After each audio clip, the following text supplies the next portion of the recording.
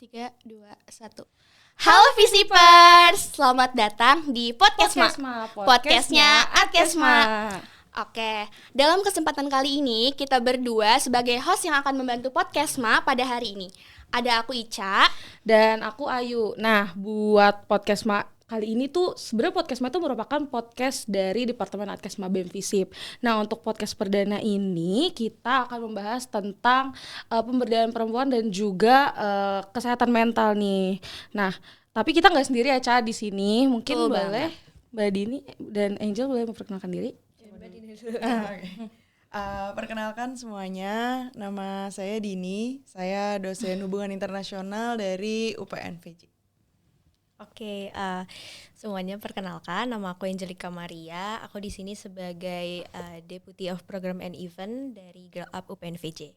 Oke, jadi kita tuh ngundang dua narasumber kita yang keren-keren ini supaya kita tuh bisa sama-sama belajar tentang kira-kira apa aja nih yang perlu diketahui tentang pemberdayaan perempuan dan kesehatan mental di lingkungan kampus dari perspektif Mbak Dini sebagai tenaga pendidik dan Kak Angel dari Girl Up sebagai komunitas yang juga menyuarakan tentang pemberdayaan perempuan.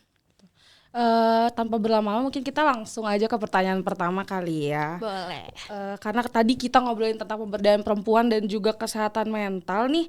Dan menurut Mbak Dini sama Angel sendiri kira-kira apa sih pemberdayaan perempuan itu dan juga kenapa kita penting gitu untuk apa sih kayak ngomongin tentang kesehatan mental kayak gitu. Siapa dulu?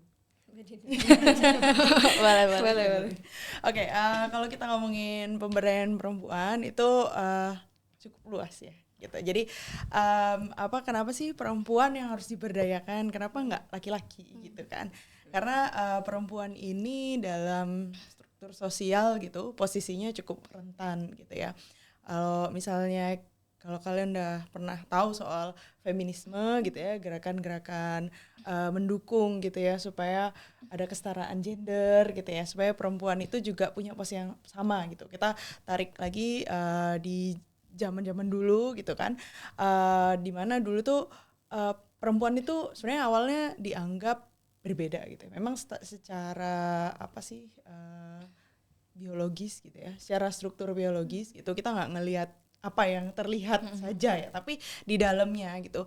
Kalau kenapa sih perempuan tuh mungkin ya ada yang punya teman-teman cewek atau pacar-pacarnya yang cewek-cewek gitu ya. Kenapa kalau tiap lagi mens misalnya itu kok suka uring-uringan, suka marah-marah gitu ya. Karena katanya sih hormonnya berubah gitu ya. Kenapa hormon ini antara laki-laki dan perempuan itu berubah gitu? Karena memang di dalam struktur tubuh kita itu memang itu yang membedakan ini cewek dan ini cowok gitu. Nah ini kompleks banget sih kalau diomongin secara biologi, tapi kita nggak akan terlalu bahas itu. Nah karena perbedaan ini maka laki-laki itu banyak merasa kayak perempuan nih kayaknya nggak cocok deh kalau misalnya misalnya aja dalam hal kerjaan-kerjaan yang dianggap maskulin banget gitu. Contohnya mengemudikan kendaraan gitu ya. Atau zaman dulu kenapa pilot-pilot itu laki-laki? Karena laki-laki tuh lebih bisa menavigasikan karena hormon tadi, karena struktur di otak yang berbeda, pengambilan keputusan yang berbeda. Itu makanya kenapa kayak pilot atau pengemudi itu lebih ke laki-laki gitu.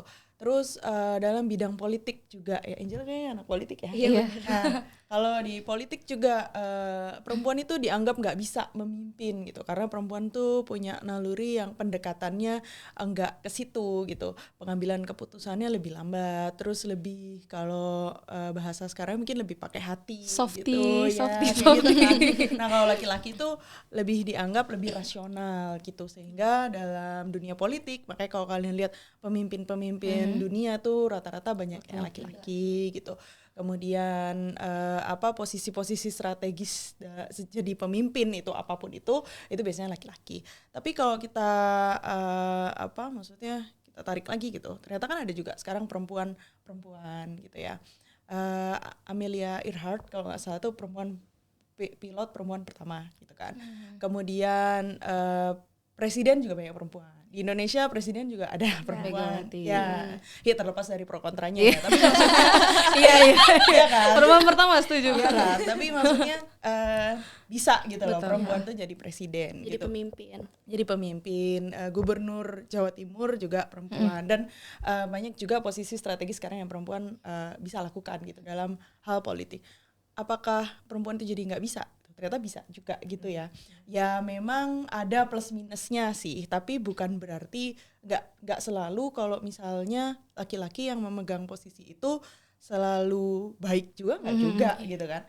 Perempuan juga banyak yang tegas. Kalau kita lihat kayak presiden New Zealand yang dulu Jacinda Ardern. Ardern itu dulu kan zaman COVID kita bisa lihat Iya. gimana dia tegas banget. Kemudian pemimpin-pemimpin Skandinavia itu cewek-cewek semua tuh rata-rata pada saat COVID itu juga mereka bisa kelihatan gitu lebih bisa memimpin. Dianggap lebih sukses dibanding pemimpin-pemimpin laki-laki gitu. Ternyata kan ada juga prestasinya. Makanya kenapa kaum feminisme itu menuntut supaya ada kesetaraan gender, supaya ya paling nggak perempuannya dikasih lah kesempatan yang sama gitu untuk bisa memimpin, bisa diberikan pekerjaan-pekerjaan yang maskulin, nggak selalu pekerjaan yang maskulin itu ranahnya laki-laki gitu. Ternyata perempuan juga bisa kayak pilot tadi. Ya ada juga sekarang perempuan-perempuan pilot saya lihat sering di TikTok keren-keren juga gitu kan.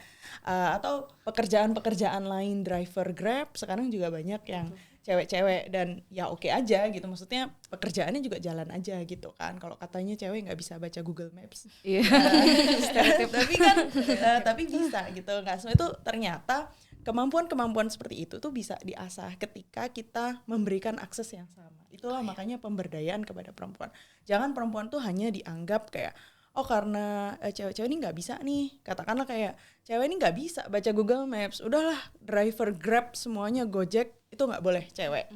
Itu diskriminasi karena ternyata gimana kita bisa baca Google Maps kalau misalnya akses terhadap itu tidak diberikan, alias pendidikan itu tidak diberikan.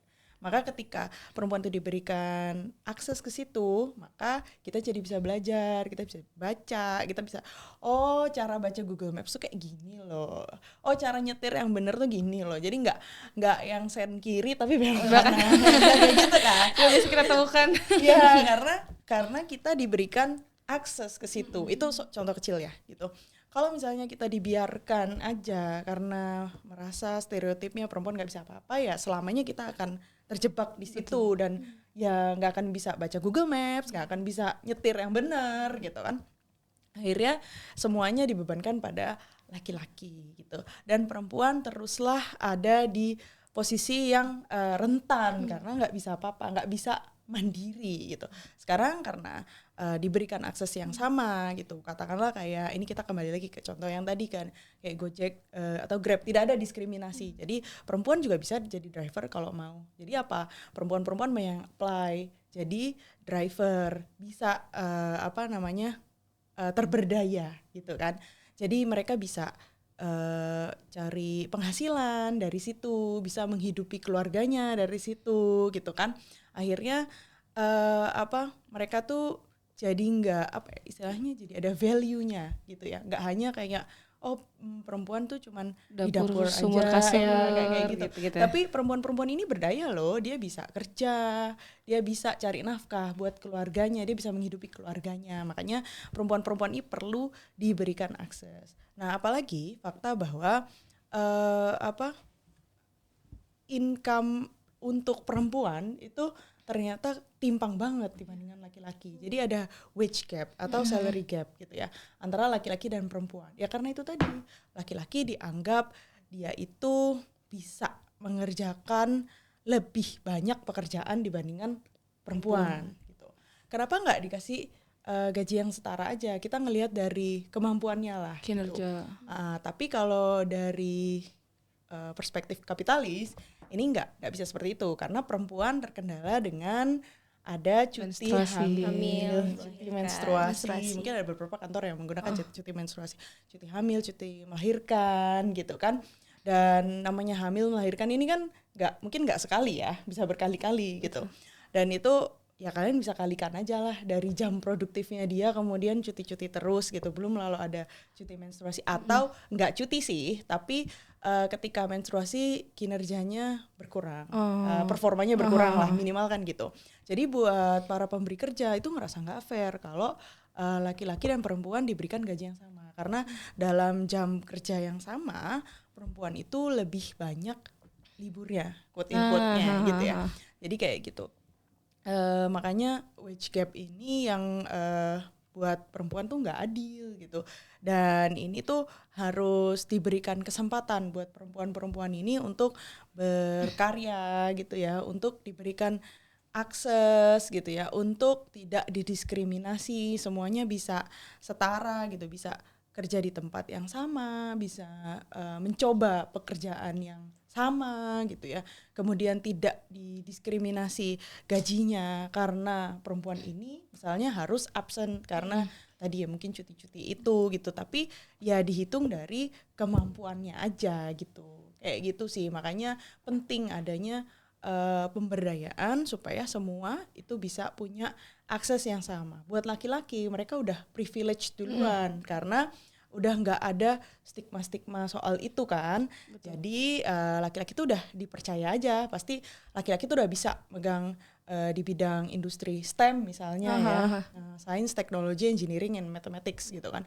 Kalau perempuan tuh masih dipandang sebelah mata. Iya. Di bidang sosial aja, di politik juga perempuan tuh masih dipandang sebelah mata gitu. Kayaknya perempuan itu bisa dianggap bekerja itu hanya ketika pekerjaan tuh berurusan dengan pekerjaan rumah tangga gitu kan, atau pekerjaan-pekerjaan yang sifatnya nurturing karena sifatnya perempuan sendiri itu yang caring gitu ya. Jadi perempuan tuh lebih cocok ini makanya kayak stereotip yang ada gitu ya, perempuan tuh lebih cocok jadi caterer ya, atau orang yang merawat gitu ya, kayak perawat orang sakit gitu ya, perawat orang tua gitu kan, terus neni itu kan pekerjaan-pekerjaan perempuan, asisten rumah tangga itu kan pekerjaan perempuan gitu. Seakan-akan perempuan tuh lebih ada harganya ketika bekerja di sektor itu, tapi ketika perempuan tuh jadi sektor yang lain kayak STEM atau di politik gitu-gitu, itu kayak dianggap sebelah mata gitu. Nah ketika ada pemberdayaan perempuan maka semuanya ini bisa balance. Jadi kita nggak ngelihat dia itu kalau kita punya pemimpin perempuan nih, kita nggak kayak tapi cewek nih pemimpin kita gitu ya, terus kita jadi underestimate gitu, mengecilkan peran si gitu. Sebaliknya juga kalau laki-laki jadi caterer ya nggak apa-apa juga. Kalau misalnya ada perawat laki-laki gitu ya, mungkin kenapa namanya suster, karena suster itu kalau dalam bahasa Belanda itu kan artinya sister ya, atau kakak, saudara perempuan kakak gitu ya. Jadi aneh kan berarti gitu. Tapi sebenarnya ya nggak apa-apa juga kalau laki-laki mau jadi suster gitu ya, atau laki-laki mau jadi nurse, jadi perawat, jadi neni, sebenarnya nggak apa-apa juga kan, jadi ART gitu, nggak ada yang salah soal itu. Jadi ketika kita memberdayakan perempuan, kita menghapus stigma, dan buat laki-laki juga jadi lebih bebas untuk sebenarnya nggak harus bekerja di sektor itu loh, kalau mereka punya jiwa-jiwa yang nurturing. Iya, betul kan. Jadi kayak gitu sih kalau menurut saya.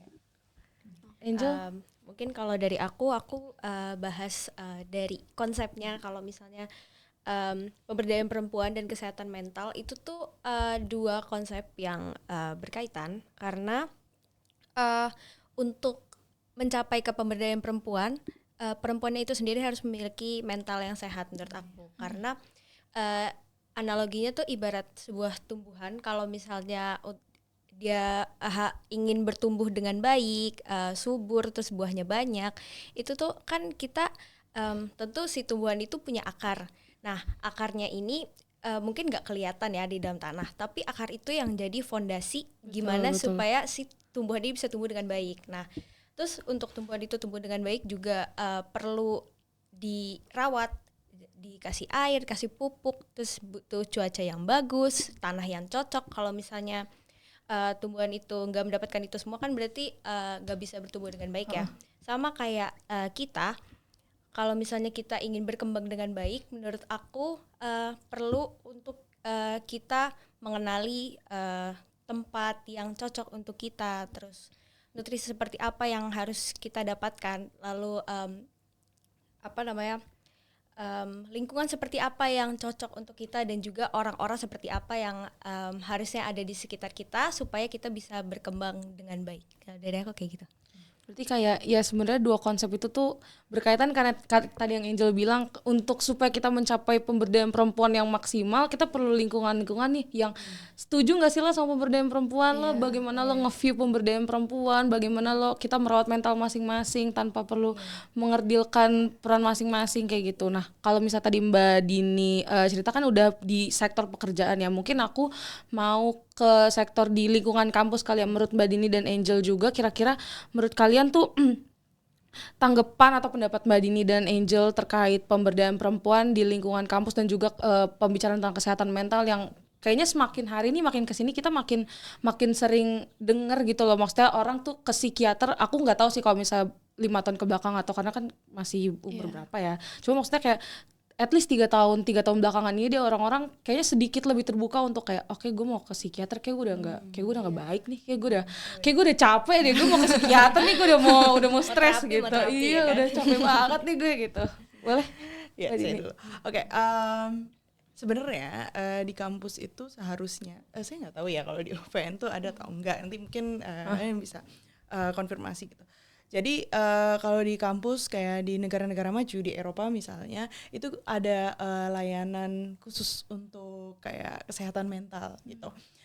Jadi di sana itu kita bisa kalau misalnya terutama apapun sih sebenarnya, karena sebagai mahasiswa itu ya salah satu beban terbesar itu sebenarnya adalah kuliahnya kan.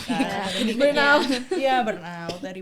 Dan kadang-kadang tuh nggak cuma permasalahan kuliah, tapi ada yang permasalahan keuangan ya kan, ada yang kayak mungkin dia kuliah tapi harus biaya sendiri.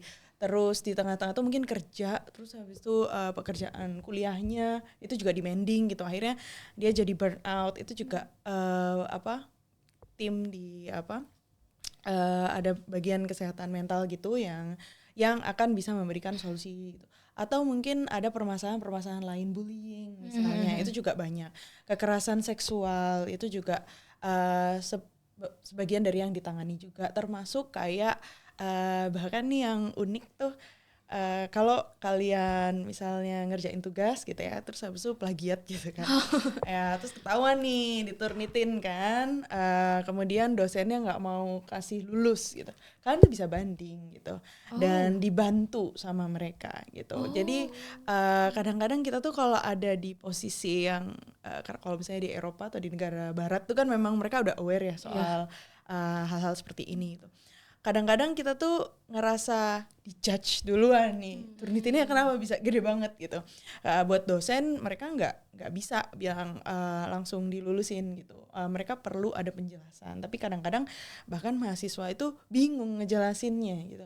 Kadang-kadang kita nggak sengaja atau mungkin ada yang bikin draft dulu gitu ya, masih dikopas-kopas, tapi lupa kalau file itu tuh belum diedit gitu. Ada yang kayak gitu.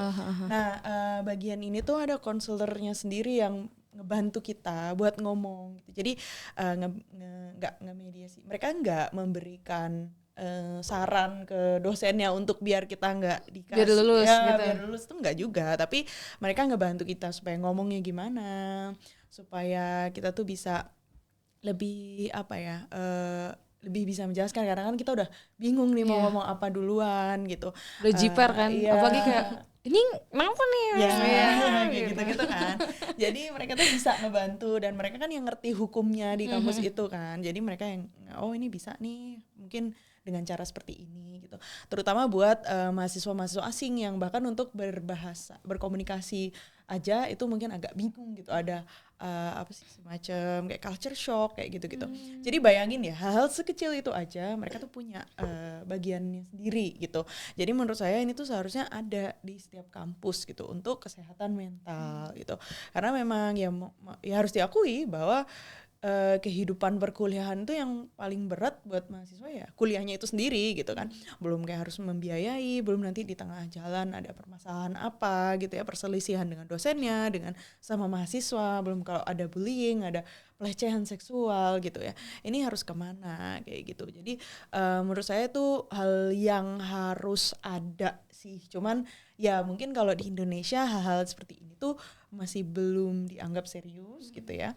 Mungkin karena dianggapnya ini tuh Emang sudah sewajarnya. ya bisa, atau bisa juga karena simply kekurangan SDM. Oh iya. Ya karena Bisa jadi. ya karena memang untuk punya lembaga yang seperti itu kan butuh SDM yang bagus juga ya, dan juga apa namanya sistemnya itu juga harus udah kuat gitu, udah firm gitu, untuk jadi kayak mahasiswa tuh aware, oh kalau ada kesehatan mental nih atau ada keluhan apa nih dia bisa langsung kemana nih kayak gitu. Jadi sistem-sistem yang sudah kuat ditambah dengan SDM yang kuat itu akan menciptakan kesadaran terhadap kesehatan mental untuk mahasiswa tuh untuk lebih baik gitu. Bahkan nggak hanya sampai di konsultasi, bahkan bisa pendampingan. Nah kalau di sini sih yang saya lihat yang bagus tuh ada Satgas TPKS. Iya, terus di Limo itu tuh sebenarnya ada konseling, cuma emang ya. kurang ke reach out sih, karena ya di Limo kan di situ cuma 2 fakultas jauh dari sini kayak gitu. Nah, itu perlu sih sebenarnya ya gitu, apa untuk dibuatkan seperti itu gitu. Saran guys, Di Monlab saran di Monlab. Cuman mungkin kalau di Limo karena ada fakultas kesehatan betul, jadi dia nyambung gitu. Kalau di sini mungkin nggak ada ya, jadi agak susah gitu untuk membuat apa infrastruktur seperti itu. Itu sih kalau menurut saya tuh penting banget. Oke, kalau dari aku, kalau misalkan untuk tentang pemberdayaan perempuan dan kesehatan mental di kampus itu hal pertama yang harus kita lakukan itu adalah untuk memastikan gimana kampus kita ini yang merupakan lembaga pendidikan itu menjadi safe space buat semua mahasiswa. Jadi baik mahasiswa maupun mahasiswi itu bisa fokus untuk ke pendidikannya, terus habis itu fokus juga untuk mengembangkan potensinya dimanapun sektor bidangnya, tanpa harus menghadapi hal-hal yang kayak kekerasan seksual atau stereotip gender kayak gitu. Jadi kita itu harus memastikan kalau kampus ini menjadi wadah yang aman bagi kita untuk mengembangkan potensi diri kita kayak gitu. Oke. Boleh, Cak. Oke. Kita langsung aja ke pertanyaan selanjutnya sih ya. Jadi kan aku udah bilang kayak yang kita menyebar forum Kema Special Edition kemarin, dan kemarin tuh salah satu pertanyaan di Kema Special Edition itu ada faktor-faktor penghambat pemberdayaan perempuan dan kesehatan mental. Dan di situ tuh ada opsi, dan opsi yang paling banyak dipilih itu ada stereotip gender dan kekerasan seksual. Nah, tanggapan dari Mbak Didi dan Kak Angel sendiri terkait hasil tersebut itu gimana, dan kira-kira apa ada faktor lain selain kedua itu yang mempengaruhi penghambatan tersebut?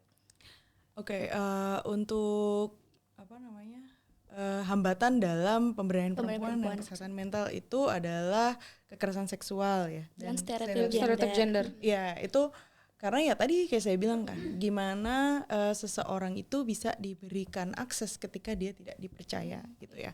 Contoh aja kayak kalau kita mau pinjem ke bank gitu ya, perempuan-perempuan itu agak susah gitu ya di beberapa daerah itu untuk pinjem duit ke bank. Padahal mereka butuh untuk memodali usahanya. Makanya UMKM itu kalau yang punya perempuan itu keren banget sih, karena biasanya mereka kan struggling buat pendanaannya, dan untuk pendanaan sendiri tuh di banyak negara, di banyak daerah itu agak susah kalau perempuan. Kenapa? Karena dianggap perempuan ini banyak gagal bayarnya deh gitu.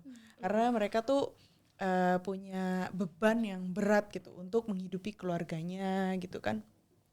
Belum lagi penghasilannya dari mana gitu. Kalau laki-laki kan mereka lebih gampang nih untuk dapet penghasilan gitu kan. Mereka tuh lebih dipercaya untuk bisa bekerja di sektor manapun gitu kan. Kalau perempuan kan agak diskriminatif nih, jadi agak concern bank-bank itu untuk memberikan pinjaman, sehingga ya ini agak susah gitu. Nah gimana perempuan-perempuan yang membutuhkan dana ini bisa mengembalikan uangnya ke bank atau Takut dibawa kabur ya. iya, kalau misalnya dibawa kabur.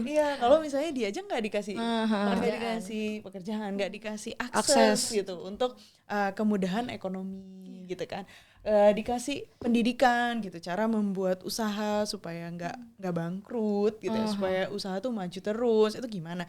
Nah kalau misalnya nggak pernah diberikan itu ya otomatis kan ya akan stuck aja terus selamanya, perempuan ini nggak akan mendapatkan akses kepada pendanaan gitu kan.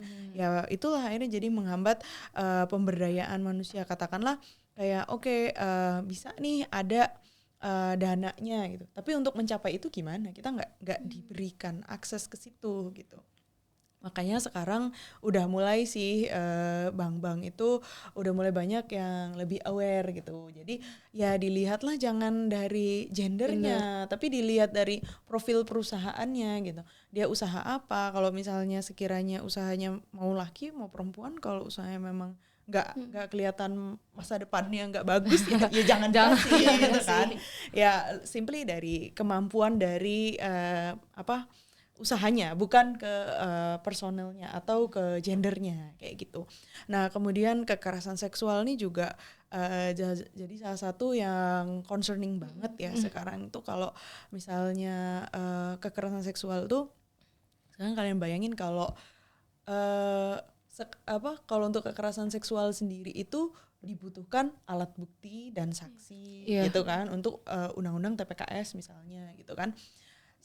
Kalau misalnya ada kejadian yang spontan tiba-tiba gitu, apakah bisa ditemukan alat bukti dan saksinya gitu. Sementara mental kita udah down duluan gitu kan. Tapi kita nggak bisa menemukan alat bukti dan saksinya gitu. Terutama kekerasan seksualnya apa dulu gitu. Kalau kekerasan seksual itu tidak melibatkan penetrasi, itu buktinya dari mana? Kita mau misalnya kayak gitu lagi kan, itu nggak ada buktinya gitu, susah gitu untuk dapat bukti, kecuali mungkin kayak ada CCTV mungkin bisa ya, tapi accessing CCTV itu juga nggak gampang betul. Gitu kan, harus minta surat-surat dari kepolisian dan lain sebagainya gitu. Kemudian kalaupun ada penetrasi bisa divisum gitu, tapi kadang korban itu untuk mau divisum itu mentalnya udah down duluan. Jadi kita perlu sebuah komunitas gitu ya, atau organisasi gitu ya, masyarakat yang tidak judgmental terhadap korban gitu. Jadi korban ini minimal mau cerita, mau mau terbuka lah ya gitu. Ketika mereka bisa terbuka dan kita tidak ngejudge mereka, itu seenggaknya kita tuh bisa ngebantu mereka untuk jadi saksi, bisa kayak mengadvokasi mereka buat ke lembaga hukum, misalnya ke kepolisian lapor. Karena untuk jadi korbannya sendiri udah blank gitu kan, mau kemana nggak tahu gitu kan, mau ngapain udah nggak mood deh mau ngapa-ngapain gitu kan, rasanya kayak dunia udah hancur aja gitu. Tapi kalau gak ada sistem atau ya tadi kalau Kak Angel bilangnya lingkungan yang bisa mensupport mereka, ya selamanya akan terpuruk, dan pemberdayaan tuh gak akan bisa karena tadi ya mentalnya udah hancur karena kekerasan seksual itu sendiri, apalagi kasusnya itu kemudian ketemunya dead end gitu. Ya kan nggak ketemu siapa pelakunya, gimana kronologisnya, akhirnya yang nguap aja gitu. Buat pelakunya mungkin ya udah gitu kan, ya udah gue nggak ketahuan biasa aja. Gue nggak ketahuan ini biarin lah. Tapi buat korbannya mereka harus menghidupi hari-hari betul, dengan rasa takut, ingatan-ingatan kejadian itu gitu kan, trauma gitu. Nah kalau misalnya seenggaknya masyarakat kita itu responsif dan bisa memberikan safety net lah buat ini kan, kita untuk masuk ke mereka, untuk menguatkan mereka, untuk memberikan pemberdayaan, itu tuh jadi lebih mudah diterima gitu, karena si korban ini udah percaya dengan masyarakat atau dengan lingkungan tadi gitu. Jadi penting buat masyarakat, buat lingkungannya, buat komunitas-komunitas yang ada di situ tuh enggak menjudge korban. Kan banyak tuh yang kayak victim blaming, kayak yang oh ini pasti korbannya nih yang mau Yang korbannya pakai baju apa, Iya, digoda ya gitu kan. atau ya sebenarnya kan itu haknya siapapun ya gitu. Maksudnya kalaupun ada orang mau pakai baju kayak apa itu kan Hak mereka. ya mereka, tapi ya bukan berarti kita jadi bisa melecehkan mereka gitu loh kan, gampangannya kan seperti itu gitu. Jadi ketika sistem ini udah siap gitu ya untuk menerima korban gitu ya, udah tahu harus ngapain, bisa mengadvokasi gitu dengan lembaga hukum yang udah kuat juga, maka pemberdayaan masyarakat itu akan, atau pemberdayaan kepada perempuan ya khususnya, itu akan lebih bisa diterima sama korban, sama perempuan, supaya perempuan itu juga lebih aware ketika jadi korban itu, dalam arti oh kalau jadi korban gue tahu nih harus kemana gitu. Jadi nggak diem aja gitu. Ya memang secara mental pasti hancur sih. Tapi seenggaknya kalau kita ada kesadaran, kita mau terbuka gitu. Ada orang-orang yang kita percaya. Tapi kan lingkungannya juga harus benar dulu gitu.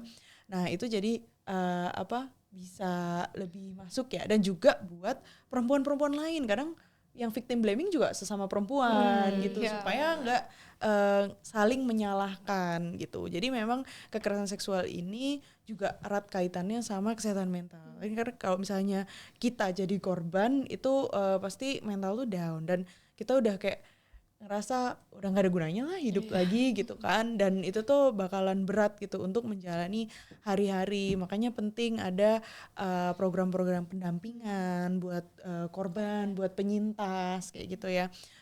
Kemudian buat keluarganya, buat masyarakat sekitarnya gitu ya, supaya mereka tuh bisa aware, bisa melapor kayak gitu. Kemudian buat orang-orang di sekitarnya supaya enggak victim blaming juga, enggak menyalahkan korban gitu ya. Jadi kita tuh bisa memberikan ruang yang aman gitu ya buat korban gitu, supaya ketika ada amit-amitnya ada kejadian itu enggak akan sampai bikin korban itu down banget.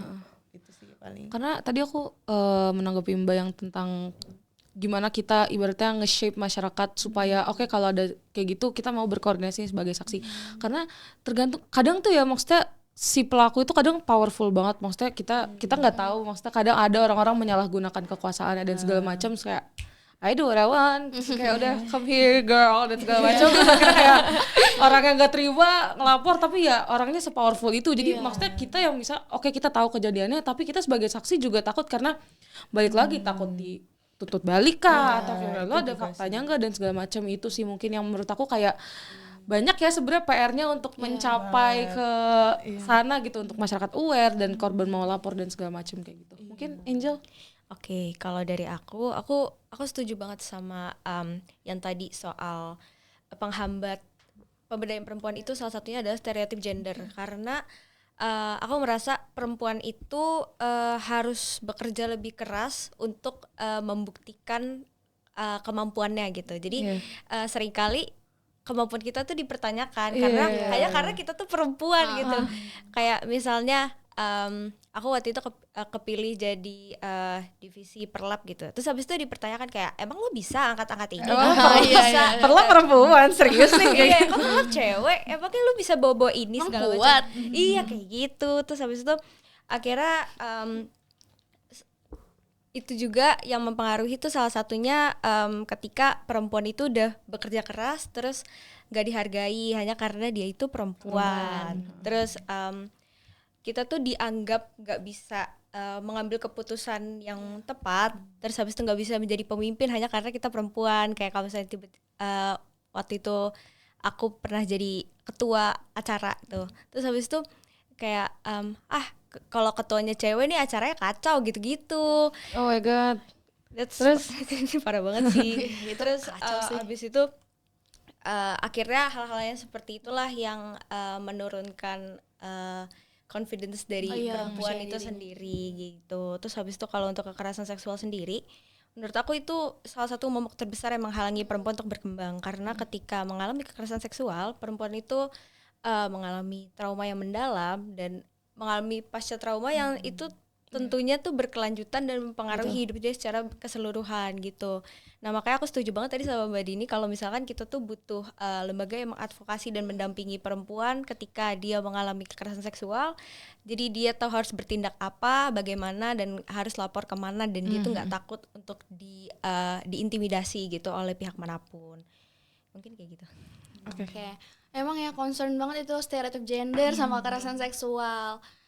Dan tapi untuk pertanyaan selanjutnya nih ya, di salah satu pertanyaan dari Kema Spesial ini kita juga nanya respon para laki-laki terkait gimana nih cara kalian untuk mendukung pemberdayaan perempuan dan kesehatan mental dalam peran kalian sebagai laki-laki. Nah di situ tuh jawaban mereka rata-rata seperti melindungi, habis memberikan kesempatan, memanfaatkan media sosial untuk membawa isu-isu pemberdayaan perempuan ini. Nah, menurut Mbak Dinjen ke Angel sendiri, apa peran laki-laki untuk mendukung, meningkatkan pemberdayaan perempuan dan kesehatan mental di lingkungan kampus ini? Oke, sebenarnya banyak banget ya. Kan kalau kita kata kalau cowok-cowok tuh saya baca di X misalnya tuh kayak ini mah cewek-cewek aja, kenapa cewek itu pengen diperjuangkan haknya, kenapa nggak cowok juga kalau mau kesetaraan gender? Sebenarnya karena cewek ini tadi kaum yang lebih rentan stereotip gitu. Ketika kita mengimplementasikan konsep kesetaraan gender ini, ya nggak cuma perempuan yang diuntungkan, laki-laki juga. Kan mungkin ada yang pernah tahu lah pasti ya konsepnya kayak toxic masculinity gitu kan. Kayak tadi saya bilang kalau misalnya cowok itu passionnya mau jadi nurse, ya nggak apa-apa juga kan gitu. Maksudnya banyak sih yang jadi nurse gitu dan nggak usah malu gitu. Atau kalau ada cowok-cowok yang sukanya pakai baju pink, ya nggak apa-apa juga kan. Emang siapa yang mau ngelarang gitu? Kalau kita menuntutnya kesetaraan gender, itu tuh kalian juga akan diuntungkan gitu. Dan juga kayak yang lebih ekstrimnya ketika ada kekerasan seksual. Kekerasan seksual tuh sekarang nggak cuman buat cewek aja loh, cowok juga sekali ya. Cuman nggak kedeteksi karena cowok-cowok ini ngerasa kayak gue kuat kok, Ya udahlah gitu. Iya kan, kayak masa cuman gini doang nangis gitu kan. Mereka malu ya kalau Masa nggak bisa ngelawan sih gitu kan. Cowok itu ada plus minusnya sih, karena itu dia jadi apa istilahnya, sebenarnya itu jadi problem karena seharusnya mereka bisa melapor supaya ada hukuman yang tegas buat pelaku gitu. Tapi ya di sisi lain mungkin ya jadinya laki-laki ini jadi lebih mandiri gitu, nggak usah terlalu didampingin, mereka udah bisa jalan sendiri kali ya gitu.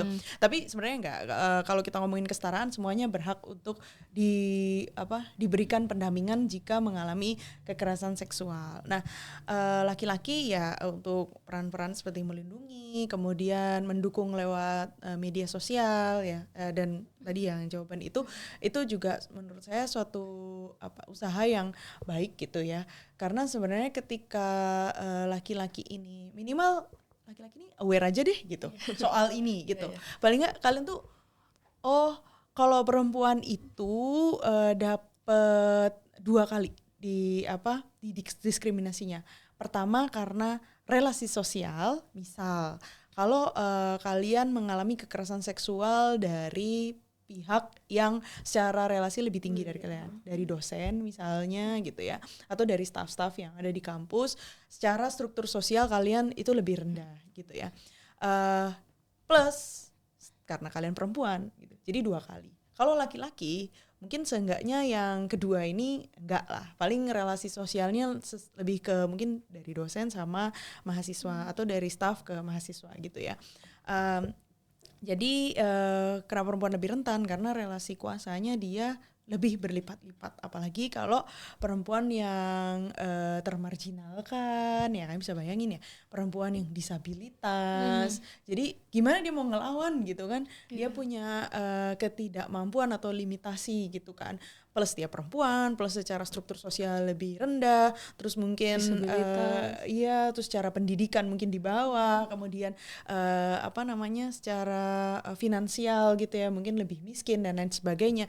Itu kan jadi double nih. Itu banyak gitu terjadi, dan nggak cuman di kampus aja. Tapi kalau konteksnya di kampus, maka karena perempuan ini rentan dapat minimal 2 kali diskriminasi atau relasi sosial yang tidak berimbang sebanyak 2 kali minimal gitu ya.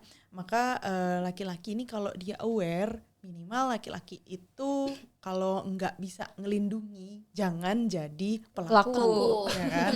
Jadi jadi kalau nggak semua laki-laki tuh harus bisa berantem, bisa melindungi yang kayak gitu. Nggak ada yang nuntut laki-laki harus bisa berantem gitu. Ngapain harus bisa berantem? Ada polisi, ada tentara gitu ya, ada lembaga hukum gitu. Ngapain harus berantem gitu sebenarnya. Tapi dengan kalau laki-laki itu aware gitu, jadi kalau ada temennya yang misalnya tadi kayak pakai baju yang agak terbuka, ya mungkin kalau merasa nggak nyaman bisa diingetin. Tolong dong jangan pakai baju yang agak terbuka, mungkin bisa ditutup dikit. Kan lebih enak ya daripada dilecehin sih. Kenapa harus kayak gitu? Padahal bilang aja gitu, maaf gue nggak nyaman nih kalau lu pakai bajunya kebuka gitu. Itu kan ya udah gitu, kita ngerti kok kalau misalnya ini di misalnya konteks yang nggak sopan ya kalau pakai baju pendek, oke, ganti baju, selesai loh masalah gitu kan. Kalau itu masalahnya, atau minimal kalau kayak tadi Angel kasusnya jadi pemimpin gitu ya minimal lihat dulu kayak hasil kerjanya gitu ya. Atau kalau misalnya emang ada hal yang kurang baik kan bisa dibilang, misalnya Angel kemarin kayaknya kurang deh, mungkin next bisa di-improve di bagian ini. Kan enak ya? Ya, jangan langsung judging gitu. Ya, apa sih susahnya gitu ya? Ngelihat dulu. Melihat kinerja ya. Betul. Dan sebenarnya proses untuk pemilihan seseorang jadi ketua itu kan proses yang panjang ya, nggak ujuk-ujuk jadi kan. Pasti ada proses voting, mungkin ada penunjukan atau dari apa gitu kan, ya by merit lah, anggaplah seperti itu. Jadi kan nggak mungkin gitu tiba-tiba dia jadi ketua. Gitu kan, di mana-mana kan seperti itu gitu. Jadi nggak yang tiba-tiba gitu. Ya memang ada dalam beberapa kasus gitu ya yang kekuasaan itu didapatkan secara instan, tapi seenggaknya gitu ya kita tuh bisa appreciate dulu gitu, kayak oke, gitu, kita tunggu nih gimana gitu. Jadi kita netral aja, kayak kalau pemimpinnya perempuan kita lihat dulu gitu, bagaimana kinerjanya dia. Kalau misalnya kurang, kita bisa kan ngomong setelah di akhir acara kan ada tuh kayak evaluasi. Komunikasikan aja gitu ya. Iya kan, saya kayaknya kurang deh ini, mungkin bisa next kayak gini, buat yang lain juga bisa. Kan enak ya, maksudnya kayak gitu-gitu aja gitu. Jadi buat laki-laki sih menurut saya daripada mungkin kalau melindungi itu udah bagus sih, itu inisiatif yang sangat bagus. Tapi minimal gitu ya kita saling hargain aja. Kita juga sebagai perempuan kalau lihat ketuanya misalnya laki-laki terus gak bener ya kan, terus habis itu ya kita juga punya hak dong buat menegur. Buat menegur, buat nggak suka gitu. Tapi kan kesannya kalau perempuan yang ngomong duluan tuh kayak nggak pantas. Aduh, lo gitu judging banget sih, kayak bisa aja deh. Kayak gitu pasti akan keluar. Kayak bisa banget. Itulah makanya paling nggak tuh cowok-cowok aware aja deh gitu, aware dan saling respect. Kalau laki-laki mau dihargai, mau di respect, ya sama hargai yang perempuan juga gitu. Jadi kita saling menghargai aja gitu, nggak usah saling ngejudge, nggak usah saling melecehkan gitu, karena kalian juga nggak mau kan kalau dilecehkan, laki-laki juga nggak mau kan dilecehkan. Coba kalau ada cowok-cowok kemudian di catcalling sama transpuan gitu misalnya. Kalau sama cewek biasanya ya udah gitu, tapi kalau sama transpuan gitu udah ganteng banget kan, padahal itu juga berlaku sama kayak kita juga ngalamin kita itu juga kan, nggak mau kan digituin gitu. Jadi ya udah saling aja gitu sih menurut saya. Oke, kalau dari aku untuk membantu perempuan, bener tadi yang Mbak Dedi bilang, minimal jangan jadi pelaku ya. Betul. Terus abis itu Minimal banget, minimal guys. banget. Ini minimal banget loh. Bare minimum nih kalau orang-orang bilang bare minimum jangan jadi pelaku. Terus habis itu juga kalian sebagai laki-laki juga bisa membiasakan diri untuk memperlakukan wanita di sekitar kalian sebagaimana semestinya gitu. Kalau nggak bisa, please belajar. Banyak sumber yang bisa ngajarin kalian untuk bagaimana cara memperlakukan perempuan. Betul. Kemudian kalian juga tadi inisiatif yang bagus ya untuk melindungi perempuan di sekitar kalian. Terus juga kalian kalau sebagai laki-laki, kalau misalnya ada teman laki-laki kalian yang mulai bercandaan yang berbau seksis, misoginis dan ya pokoknya bercandaan yang nggak pantas, kalian harus berani tegur. Karena itu merupakan kebiasaan yang sebenarnya jelek tapi dinormalisasi. Nah, jadi kalian mulai dari diri sendiri untuk tidak menormalisasi bercanda-bercanda seperti itu. Dan juga kalau misalkan ada teman kalian yang kayak gitu, tolong berani tegur gitu. Terus juga tadi udah inisiatif yang bagus untuk memanfaatkan sosial media buat spreading awareness. Nah, kalian juga bisa tuh cek di Instagram Girl Up kita. Coba di mention dulu apa namanya? Girl Up UPNVJ. Nah, cek ya guys. Nah, itu tuh kita banyak ada infografis yang bahas tentang isu-isu perempuan. Terus kalian kalau misalkan mau terjun langsung di Girl Up itu juga boleh banget, karena Girl Up itu nggak cuma buat perempuan kok guys. Laki-laki juga boleh join gitu. Sebenarnya simply as maksudnya lo nggak treat orang kayak gimana lo mau di-treat aja sih. Kalau misalnya lo nggak mau disil-silin ya jangan sil-silin. Lo nggak mau dicolek-colek jangan colek-colek orang, kayak gitu aja nggak sih? Itu kesadaran Iya, gitu. betul. Saling respect aja gitu ya. Oke, mungkin aku mau pertanyaan ke Mbak Dini personal kali ya. Sebagai tenaga pendidik nih, sebagai dosen, kira-kira bagaimana sih Mbak menciptakan ruang kelas tuh yang inklusif terhadap gender, terus juga kayak tentunya sembari mendukung kesehatan mental mahasiswa mungkin. Kalau saya pribadi sih inklusif tuh ya penting ya di ruang kelas terutama, karena mungkin kalau kebanyakan dosen itu concernnya juga nggak cuman dari gender ya, tapi dari kemampuan. Kadang-kadang ada stereotip gitu. Oh, ini cewek nih mahasiswanya dia mungkin agak kurang bisa diandalin gitu, atau cuman bisa datang ke kampus make upan doang udah gitu, atau cuman cantik-cantikan doang gitu. Terus habis itu tugasnya nggak pernah dikerjain, nggak pernah ikut kerja kelompok dan lain sebagainya kayak gitu. Mungkin ada concern seperti itu gitu. Cuman kalau saya pribadi, saya nggak ngelihat itu sih. Kalau di kelas saya nggak peduli ya buat laki-laki atau perempuan. Kalau kalian mau make upan di kelas, mau dandan di kelas, mau istilahnya ya cuman cantik-cantikan doang di kelas gitu ya. Yang cowok cuman ngomongin game doang gitu kan. Buat saya tuh ya namanya hobi ya, itu pribadi aja gitu. Yang penting kemampuannya gimana nih gitu. Kadang kan ada yang sebenarnya dia cewek-cewek cantik-cantik gitu, tapi ternyata pintar juga banyak. Jadi kita nggak bisa ngejudge kayak kalau dia cuman jago dandan doang nih di kelas biasanya nggak pinter gitu. Bukan berarti kalau misalnya cewek itu pinter itu nggak keurus gitu kan. Jadi saya lebih ke itu sih. Jadi saya nggak peduli ya. Atau ada mahasiswa cowok gitu ya yang juga suka dandan, ya nggak apa-apa juga kalau pinter kan gitu.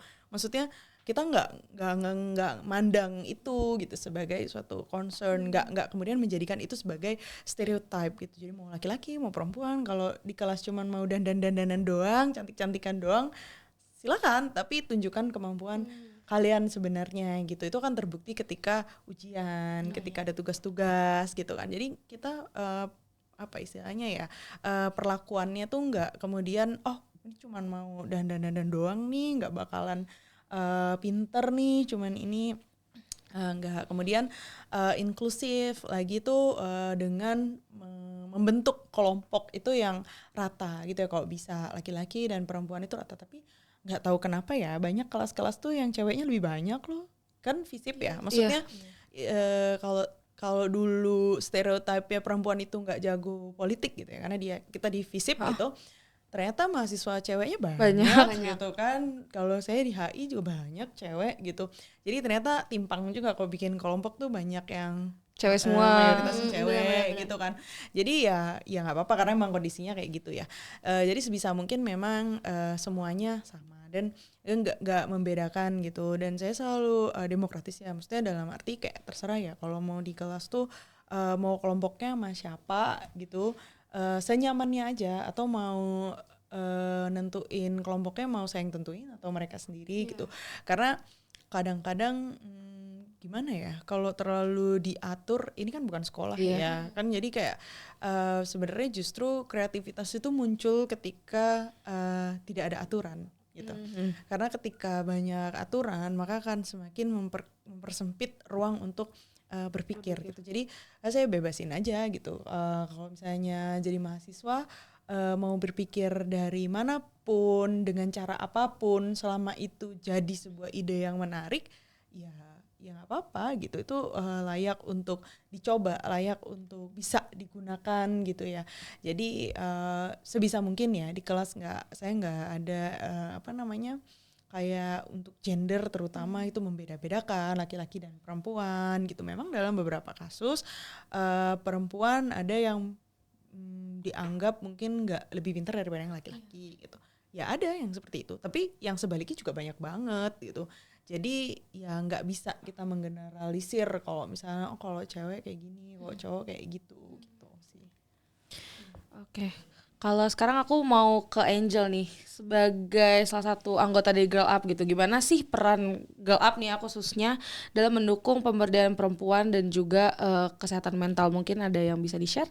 Oke, jadi Girl Up sendiri ini merupakan komunitas yang jadi salah satu wadah di UPNVJ ini untuk mengembangkan dan memberdayakan perempuan gitu. Dimana di internal Girl Up sendiri kita itu sebagai officer belajar banyak banget hal dari gimana caranya mengurus sesuatu, terus di dalam kepanitiaan. Jadi Girl Up ini sendiri jadi wadah bagi officernya untuk mengembangkan dirinya, mengembangkan soft skill dalam organisasi gitu. Terus selain itu juga Girl Up ini punya berbagai macam proker yang kami harap dapat memberikan insight, lalu dapat memberikan impact juga terkait dengan women empowerment, terus juga intersectional feminism gitu. Contohnya kayak di bulan April lalu kami udah sempat ngadain yang namanya webinar gender class, itu ngebahas tentang bagaimana caranya menciptakan ruang yang aman di lingkungan kampus. Terus juga kayak yang tadi aku udah mention di Instagram Girl Up itu banyak infografis yang bisa kalian baca untuk menambah insight kalian kayak gitu. Jadi Girl Up ini jadi wadah baik bagi officernya maupun Kema untuk menggain insight baru tentang women empowerment dan juga kesehatan mental kayak gitu. Kami harap juga apapun yang kami lakukan, apapun yang program kerja yang kami jalankan itu dapat berimpact juga khususnya ke Kema UPNVJ kayak gitu. Insightful sekali memang Girl Up Karena ya. soalnya kan aku follow kan kebetulan Girl Up, terus kayak sering baca infografisnya, emang bener-bener se-diverse itu yang mungkin tadi intersectional feminism. Kayak waktu itu aku baca glass ceiling, terus ada age gap juga, kayak pernah deh waktu tahun lalu deh kalau nggak salah, lupa. Maternity call juga ada. Oh iya lupa. Iya, Iya, pokoknya banyak banget yang kayak seru banget ternyata dibaca. Oh ternyata tuh ada loh yang kayak gini, bahkan aku jadiin salah satu topik buat kayak ada baca apa ya, oke cari di Girl Up aja yuk kayak gitu. Thanks to anak research Thanks Girl to Up. Girl Up. Next Ca. Oke. Tadi kan kita tuh udah bertanya dan di-share gitu dari Mbak Dini sebagai tenaga pendidik dan Kak Angel dari Girl Up. Nah sekarang kita mau nanya dari personal. Jadi gimana cara Mbak Dini dan Kak Angel meningkatkan pemberdayaan diri dan kesehatan mental diri sendiri gitu loh. Oke, pemberdayaan penerimaan diri dan kesehatan. Kadang-kadang kita suka kalau buat orang lain paham tapi buat Iya, kita buat iya, diri sendiri iya, versi itu dia, versi itu dia. jawabnya nih. Kadang kayak jago banget nih ngomong-ngomong. Tapi kayak, Diri sendiri apa aduh ya? apa ya? tapi mental sendiri nggak jelas. Iya.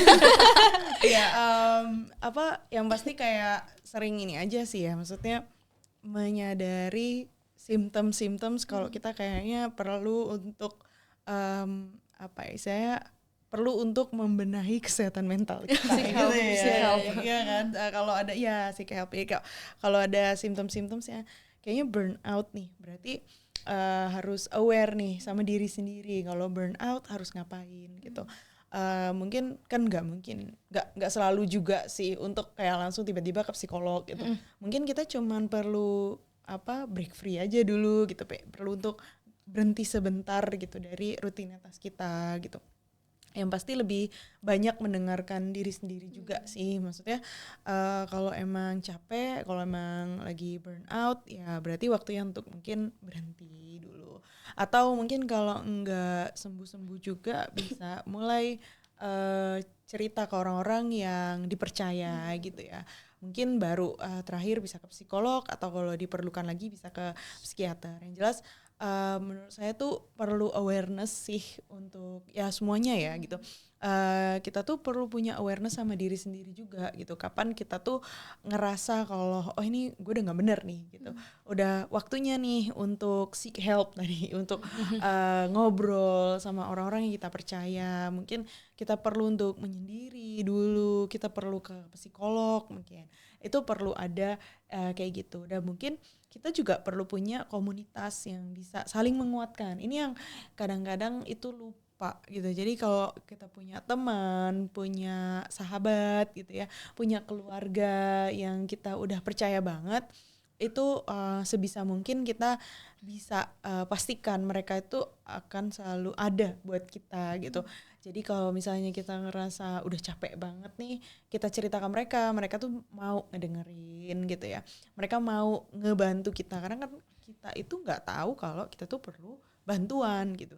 Jadi mungkin dari mereka sendiri tuh bisa memberikan ruang buat kita untuk menyendiri. Mereka mungkin bisa ngebantu kita buat nyari bantuan, mungkin seperti itu. Jadi selain ngerti diri sendiri juga perlu ngebangun komunitas. Jadi kayak bikin komunitas tadi kayak Girl Up misalnya, itu juga salah satu safe space kita kan, karena kita ada di antara like-minded people gitu. Jadi orang-orang yang pemikirannya tuh sama, yang kita bisa saling backup satu sama lain gitu. Kita bisa punya keresahan yang sama yang kita bisa selesaikan bersama gitu. Jadi nggak kemudian kita selesaikan semuanya sendiri karena capek ya kalau semuanya sendiri gitu.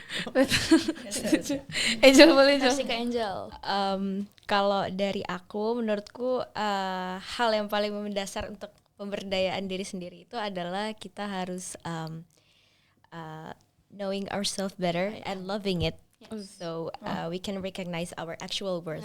Jadi kita tuh harus mengenali dan mencintai diri kita sendiri dulu, baru kita bisa mengenali value dan potensi diri kita. Jadi gimana kita mau mengembangkan diri kalau kita tuh nggak tahu bahkan nggak percaya sama potensi yang kita punya gitu. Terus juga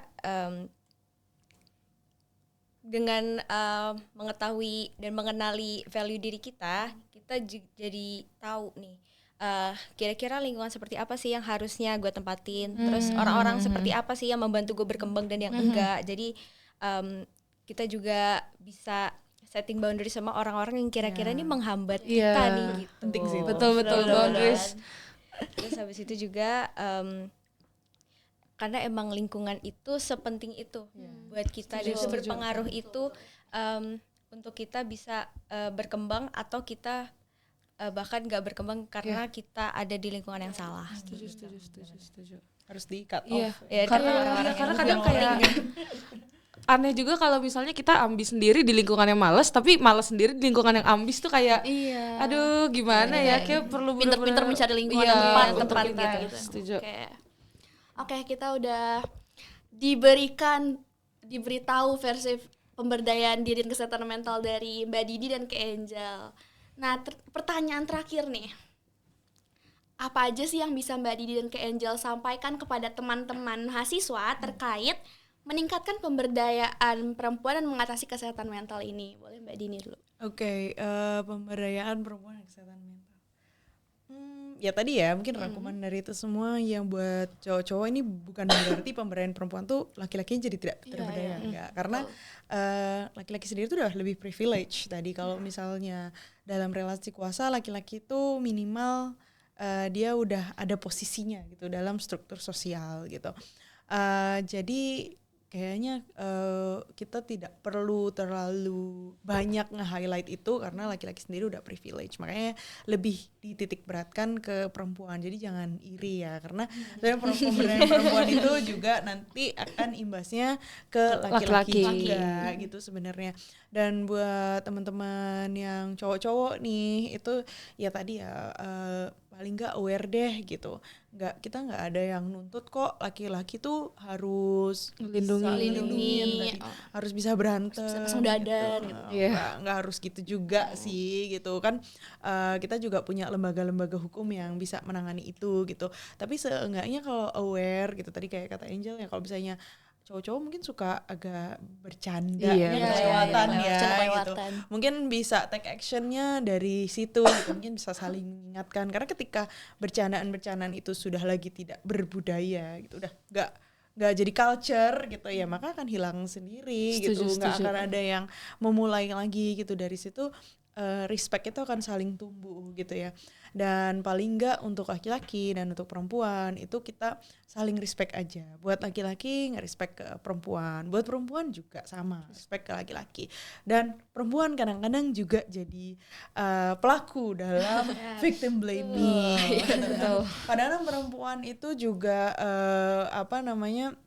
menjadi salah satu yang juga mendukung gitu ya kekerasan seksual, rape culture gitu, yang kayak gitu-gitu. Jadi harus kita tuh dari kita sendiri ya semua untuk meningkatkan awareness soal kekerasan seksual. Tadi ya kalau misalnya laki-laki juga kalau nggak bisa ngapa-ngapain ya udah diem aja gitu. Jangan jadi pelaku.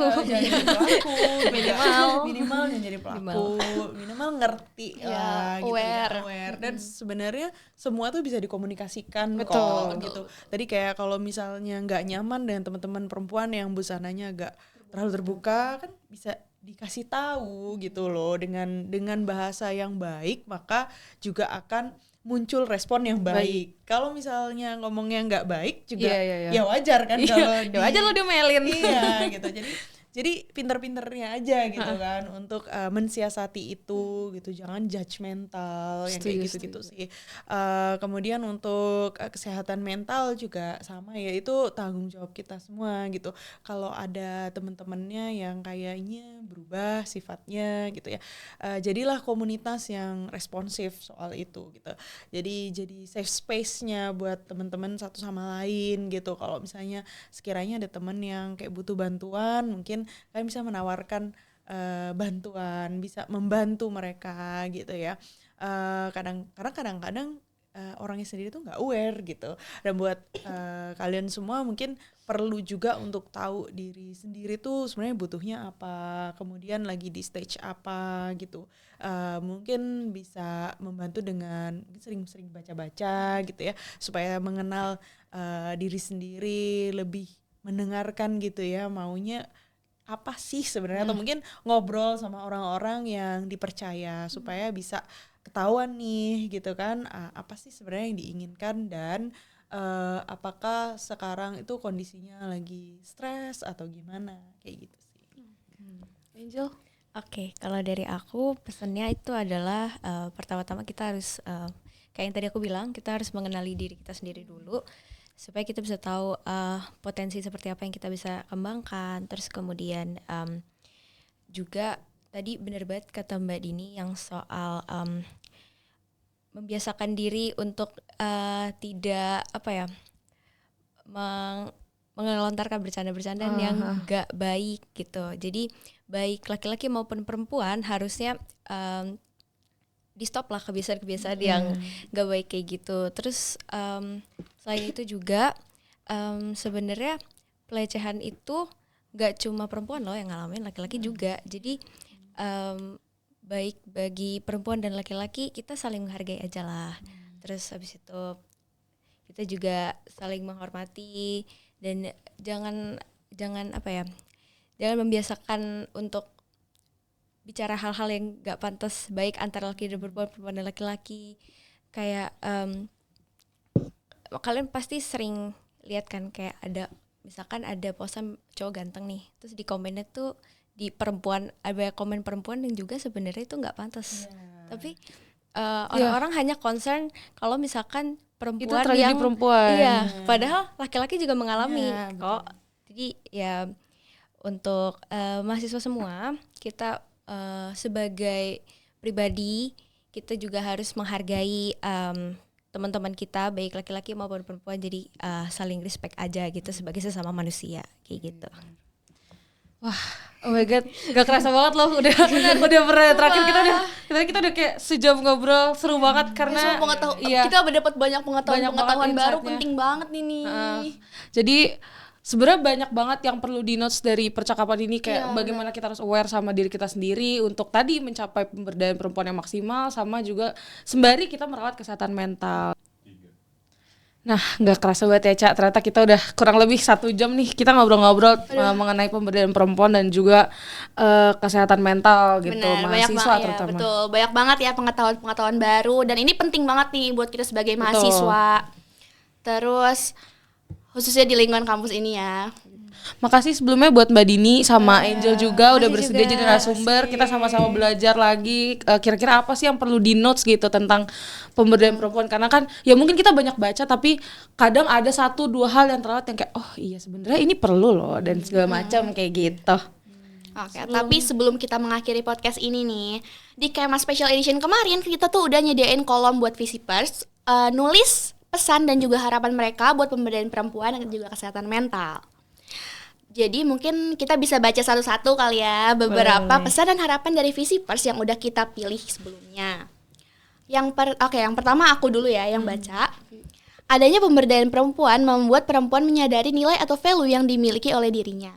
Perempuan bukan hanya mengurus perkara domestik atau urusan dalam rumah saja, melainkan juga berhak bekerja, mengenyam pendidikan setinggi-tingginya, hingga memperoleh akses kesehatan yang sama layaknya laki-laki.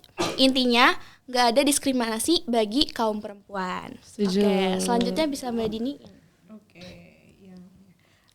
Mahasiswa dan staf harus memiliki akses ke sumber daya kesehatan mental yang memadai dan merasa aman untuk berbicara tentang masalah mereka tanpa rasa takut atau stigma.